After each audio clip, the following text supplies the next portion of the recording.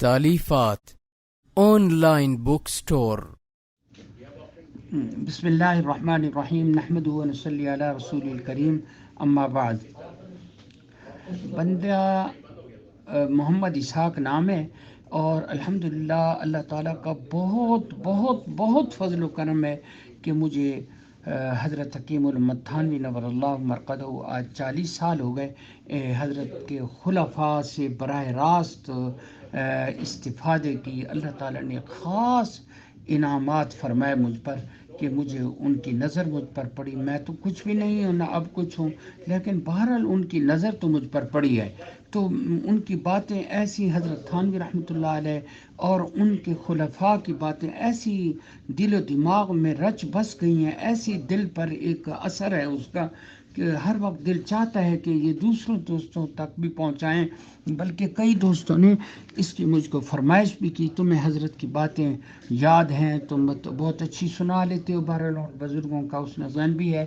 تو میں نے حضرت ملتان میں ہمارے حضرت تھے شیخ حضرت مولانا حاجی محمد شریف صاحب نور اللہ مرقدہ، جن کی خدمت میں مجھے 10 سال سے بھی زیادہ رہنے کا موقع ملا۔ باقی خلفاء کے ڈاکٹر عبدالحی صاحب رحمۃ اللہ علیہ کی خدمت میں بھی کافی ان کے بعد جانا آنا رہا، اور بھی کئی خلفاء کے الحمدللہ، حضرت مولانا مسیح اللہ صاحب رحمۃ اللہ علیہ اور حضرت حافظ جی حضور، اسی طرح حضرت مولانا فقیر محمد صاحب رحمۃ اللہ علیہ اور بھی کئی خلفاء، ان کی صحبت ملی۔ تو یہ سب اللہ تعالیٰ کا فضل و کرم ہے۔ تو حضرت تھانوی رحمۃ اللہ علیہ کی کتابیں بھی ہم سے ہی زیادہ شائع ہو رہے ہیں، یہ بھی ہمارے بزرگوں کی دعائیں ہیں اور اللہ تعالیٰ کا خاص فضل و کرم ہے۔ اس لیے دل چاہتا تھا اور دوستوں کی فرمائش تھی کہ کچھ باتیں روزانہ حضرت کی سنا دی جائیں تو لوگوں کو فائدہ ہوگا، خصوصاً جو اہل سلسلہ ہیں۔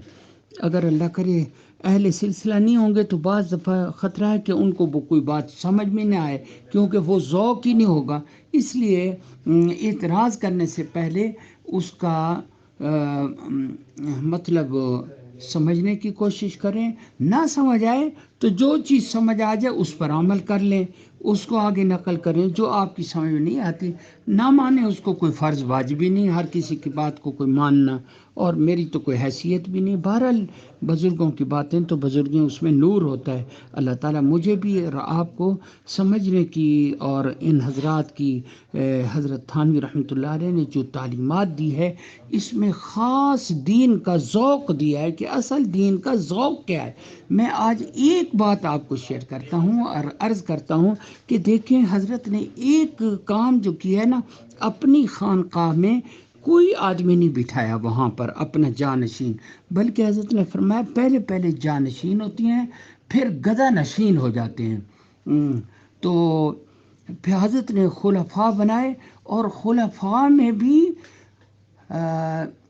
ڈاکٹر بھی ملیں گے، وکیل بھی ملیں گے، ماسٹر بھی ملیں گے، انجینئر بھی ملیں گے، علماء تو علماء ہیں ہی۔ تو پہلے صرف علماء کو خلافت دی جاتی تھی عام طور پر نا، اب حضرت نے اس چیز کو عام کر دیا اور اصلاح ہوتی گئی۔ بلکہ ایک بزرگ جو حضرت کے مجاز ہیں، وہ تیلی بالکل ان پڑھ ہیں، حضرت نے ان کو خلافت دی، اور جب انہوں نے لکھا، جب حضرت نے ان کو خلافت دی تو انہوں نے لکھا حضرت میں تو تیلی ہوں، اب میں ان پڑھ بھی ہوں، دستخط بھی نہیں کر سکتا، آپ نے مجھے کیسے خلافت دے دی؟ حضرت نے لکھا کہ بعض تیل گھی سے بھی زیادہ قیمتی ہوتے ہیں۔ جو بات تمہیں معلوم ہو بتا دیا کرو، باقی مجھ سے پوچھ لیا کرو۔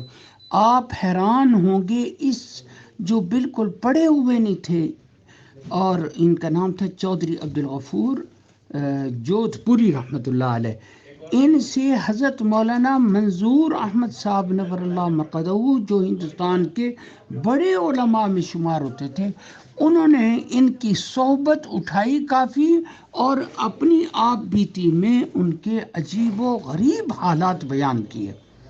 تو یہ حضرت نے ایسا مجددانہ کام کیا کہ خلفاء جہاں بھی ہوں گے وہ حضرت کا کام کریں گے، یہ سلسلے کا کام کریں گے، لوگوں کی اصلاح و تربیت کریں گے۔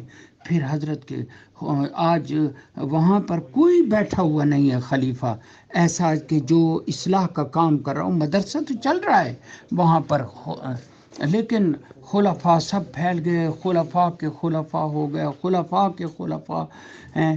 ڈاکٹر عبدالحی صاحب رحمۃ اللہ علیہ دیکھیں، جو ایک اصطلاحی عام طور پر عالم بھی نہیں تھے، ان سے کتنا فیض پھیلا، اور حضرت یعنی وقت کے جو بڑی چوٹی کے مستند صحیح عالم تھے، وہ ان کے سامنے دوزانوں بیٹھتے تھے اور باقاعدہ اصلاح کراتے تھے، اور ان کے خلفاء بنے حضرت مولانا تقی عثمانی صاحب، حضرت مولانا رفیع عثمانی، حضرت مولانا یوسف لدھیانوی، مفتی رشید احمد صاحب رحمۃ اللہ علیہ بھی ان کی صحبت سے فائدہ اٹھاتے تھے۔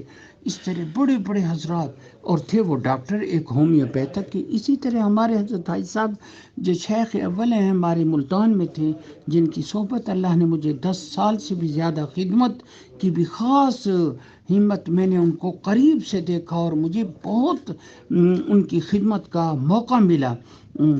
دیکھیں صرف ماسٹر تھے وہ، لیکن بڑے بڑے علماء یہاں کے ان کے خلفاء میں تھے۔ کتنی ان کا فیض چل رہا ہے۔ اگر حضرت بھی وہاں جانشین بٹھا دیتے تو آج کل یہی ہوتا، جس کو بھی ہمیں کسی کو شوق ہوتا کہ حضرت کے سلسلے میں داخل ہوں، تو ہم یہی سوچتے کہ وہاں خانقاہ میں جائیں گے، وہاں ہندوستان جب بھی ہم وہاں جا کے بیعت ہوں گے۔ حضرت نے اس چیز کو بھی عام کر دیا۔ یہ بھی مجددانہ کارنامہ ہے کہ جس سے مناسبت ہو اسی سے تم تعلق کرو، کیونکہ اگر دل ملا ہوا نہیں ہوگا، مناسبت باہمی نہیں ہوگی تو کوئی فائدہ نہیں ہے۔ چاہے حضرت نے فرمایا وہ اس کی زیادہ شہرت نہ ہو، لیکن تمہیں جس سے مناسبت ہو اس سے، یہ مناسبت جو حضرت نے یہ حضرت نے اصطلاح فرمائی، یہ بڑی عجیب و غریب ہے کہ جس سے مناسبت ہو۔ اب دیکھیں بڑے بڑے حضرات ہیں، مولانا منظور صاحب نعمانی رحمۃ اللہ علیہ، مولانا ابو الحسن علی ندوی رحمۃ اللہ علیہ، ہندوستان کے بڑے علماء تھے، لیکن یہ حضرت کا وقت انہوں نے پورا پایا، حکیم الامت تھانوی رحمۃ، لیکن ان کو حضرت سے مناسبت نہیں ہوئی۔ محبت رکھتے تھے، عقیدت بھی تھی بہت، لیکن لیکن ان کو مناسبت ہوئی تو بعد میں مولانا منظور نعمانی صاحب رحمۃ اللہ علیہ کو اور بزرگوں سے، لیکن خاص طور پر آپ بیتی میں آپ دیکھیں گے ان کی چودھری عبدالغفور صاحب جو بالکل پڑھے ہوئے نہیں ہیں، ان سے مناسبت ہو گئی اور ان سے اتنا فیض حاصل کیا۔ اسی طرح حضرت علی میاں رحمۃ اللہ علیہ نے اور بزرگوں سے بھی کیا، لیکن حضرت کے خلیفہ حضرت شاہ وسیع اللہ صاحب جو حضرت کے بڑے خلفاء میں تھے رحمۃ اللہ علیہ، ان سے فیض حاصل کیا۔ پھر حضرت نے ایک عجیب مجددانہ کارنامہ یہ کیا کہ آپ کہیں بھی بیٹھے ہوئے ہیں، حضرت کو ایک خط لکھ دیں اور سائڈ پر اس کی جگہ خالی چھوڑ دیں، تو حضرت اس پر جواب دے دیتے تھے، اور اس سے کیا ہوا، سوال بھی محفوظ، جواب بھی ہمیشہ کے لیے محفوظ۔ یہ عجیب کارنامے، یہ میں تھوڑی سے وقت لے رہا ہوں آپ کا، ورنہ باتیں تو ختم ہیں، پھر انشاءاللہ دوسری ٹاپک پہ بات کریں گے۔ آج میں یہ بتانا چاہتا ہوں کہ حضرت کے جو تعلیمات ہے وہ دین کی خاص ذوق کی باتیں ہیں، دین کو خاص سمجھنے کے لیے، تصوف کو سمجھنے کے لیے دین ہے اصل کیا، حضرت نے اس میں ایسی ایسی اصطلاحیں پیدا فرما دی ہیں، بتا دی ہیں، ارشاد فرما دی ہیں، جو اس سے کتنے بڑے بڑے مسئلے حل ہو جاتے ہیں۔ یہ میں آج صرف اس پر عرض کر رہا ہوں، مناسبت جو ہے نا یہ بڑی ضروری ہے، ورنہ لوگ ہر جگہ جا کے مرید ہو جاتے ہیں، ہر جگہ جا کے مرید، تو ان کو کوئی فائدہ نہیں ہوتا۔ بس بزرگوں سے محبت نیکی تو آ گئی، لیکن جن کا فیض پہنچا ہے اور اس نے باقاعدہ کس سے مناسبت ہوئی ہے، باقاعدہ اسی کو یک بغیر وہ مخ ایک کو پکڑا اور مضبوطی سے اس کا آج فیض چل رہا ہے۔ اس کی کتنی مثالیں ہیں۔ تو اگر کہیں نے کسی نے صحیح فیض حاصل کرنے تو وہ صرف ایک بزرگ کا ہو کے رہے، باقی بزرگوں سے ملنے میں کوئی حرج نہیں ہے، لیکن اپنے شیخ ہی کو کامل سمجھے اور بس مناسبت کو دیکھے۔ یہ نہیں کہ جس کو دیکھا اس کے پیچھے بہت سارے لوگ ہیں پھر رہے ہیں، خاص ان کے لباس ہیں، بس ہم بھی انہی کے مرید ہو جائیں. یہ نہیں، اس سے فائدہ نہیں ہوگا. برکت تو ملے گی، ان کی عقیدت بھی بہت اچھی بات ہے. اور یہ بھی ہے کہ ہمارے کئی اہل حق بزرگ بھی گزرے ہیں، ان کے بھی آج دیکھ لیں، ان کے جانشین بیٹھے ہوئے ہیں، اور ان کے بڑے بڑے خلفاء ہم نے دیکھے جو بڑے صاحب کمال تھے. میں نام نہیں لیتا، لیکن ان کی طرف کوئی توجہ ہی نہیں کرتا تھا. وہ جو ان جانشین گدی نشین بیٹھے ہیں آج تک چل رہے ہیں، وہ لوگ انہی سے جا کے تعلق کرتے ہیں، اور یہ بھی بتاتے ہیں ہمیں بالکل مناسبت نہیں، یعنی فائدہ کچھ بھی نہیں ہو رہا، لیکن وہ حضرت کی جانشین جو کہ وہی بیٹھے ہیں. اللہ تعالی ہمیں ان باتوں پر عمل کی توفیق دے، اور حضرت کی تعلیمات کو باقاعدہ پڑھنے کی توفیق دے، اور حضرت کے کسی آدمی سے باقاعدہ اصلاحی خط و کتابت، کہ آپ جہاں بھی بیٹھے ہوں ایک خط لکھیں، چاہے آپ دنیا کے کسی حصے میں، حضرت کا اسی پر جواب آ جائے گا. اور جواب بھی فوراً دیتے تھے. حضرت تھانوی رحمۃ اللہ علیہ، ہمارے حضرت حاجی صاحب رحمۃ اللہ علیہ فرماتے تھے کہ رات کو اکثر بیٹھتے تھے اور صبح کی اذان بھی ہو جاتی تھی، حضرت خطوط کا جواب روزانہ کا بھیجتے تھے. حضرت فرماتے تھے تیسرے دن یا چوتھے دن ٹھیک ہمارے پاس وہ خط پہنچ جاتا تھا. یعنی حضرت فرماتے تھے میں کسی کو انتظار میں نہیں رکھنا چاہتا. اور بعض دفعہ مرید کی حالت ایسی بات نہیں ہوتی ہے کہ اس کو خودکشی کا خطرہ ہوتا ہے، حضرت فوری جواب دیتے تھے، اس کو فرض سمجھتے تھے. اور کئی کئی دن نیند ہی نہیں آتی تھی حضرت، لیکن باقاعدہ اس کو خط کا جواب لکھ کر سوتے تھے. اور فرماتے تھے کئی دنوں کی نیند نہیں آئی ہوتی، اور طبیعت پر ایک اثر ہوتا ہے، لیکن ایسے بیٹھے بیٹھے اونگ آتی ہے، اللہ تعالیٰ سارا نیند کا جو ایک غبار ہوتا ہے وہ اتار دیتے ہیں، طبیعت فریش ہو جاتی ہے. یہ حضرت ایک عجیب و غریب مجدد تھے اس وقت کے، اور حکیم الامت تھے. اللہ تعالیٰ ہمیں ان کی تعلیمات سے خوب خوب فائدہ اٹھانے کی توفیق عطا فرمائے. السلام علیکم ورحمۃ اللہ وبرکاتہ.